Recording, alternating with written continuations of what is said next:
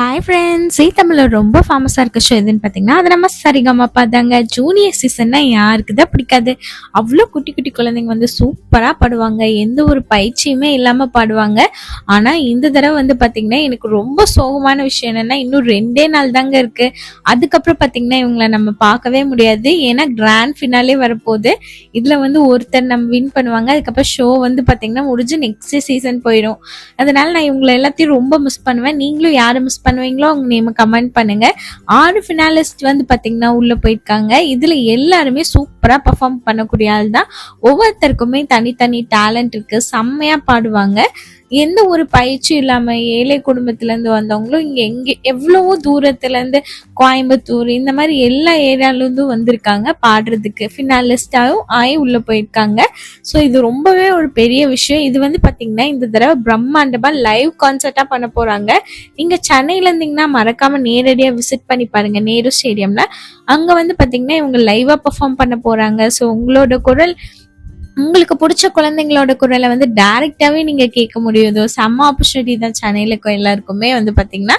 அது மட்டும் இல்லாம பாத்தீங்கன்னா மோக்ஷிதாவும் பாட போறாங்க. அவங்களுக்கு ஒரு சான்ஸ் கொடுத்துருக்காங்க. எதனாலன்னு பாத்தீங்கன்னா நிறைய ஃபேன்ஸும் அவங்களுக்கும் இருக்காங்க. அதனால அவங்களுக்கு வந்து பாடுறதுக்கான ஒரு சான்ஸ் கொடுத்துருக்காங்க. கண்டிப்பா இதுல ஜெயிக்கிற ஒருத்தருக்கு வந்து நிறைய பரிசு கிடைக்கும்.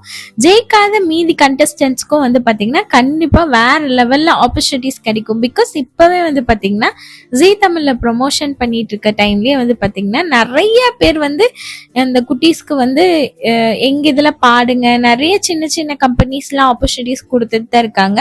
ஸோ அவங்க நெக்ஸ்ட் லெவல்ல பூமா இருக்கு. மீதி இருக்க கண்டஸ்டன்ஸ்க்கும் வந்து பாத்தீங்கன்னா ஹெல்ப்ஃபுல்லா தான் இருக்கும். ஸோ யாரா இருந்தாலுமே கண்டிப்பா மேல வரக்கான நிறைய சான்ஸ் இருக்கு. அவங்களுக்கு நிறைய டைமும் இருக்கு. இப்ப சின்ன வயசுலயே அவங்க கெரியர் ஸ்டார்ட் பண்ணனால அவங்க பெரியவங்க அதுக்குள்ள கண்டிப்பா வேற லெவல்ல முன்னேறிடுவாங்க. ஸோ உங்களுக்கு யார் ரொம்ப பிடிக்குமோ அவங்க நேமை மறக்காம கமெண்ட் பண்ணுங்க. அப்புறம் இன்னொரு விஷயம், அவங்க இன்டர்வியூல வந்து சொல்லியிருந்தாங்க, குட்டீஸ் எல்லாருமே வந்து பாத்தீங்கன்னா மலேசியா, சிங்கப்பூர்ல இருந்தெல்லாம் வேற கண்ட்ரில இருந்தெல்லாம் வந்து எங்களை பார்த்து சப்போர்ட் பண்றாங்க, எங்களுக்கு அது ரொம்ப ஆச்சரியமா இருக்கு அப்படின்னு சொல்லியிருந்தாங்க.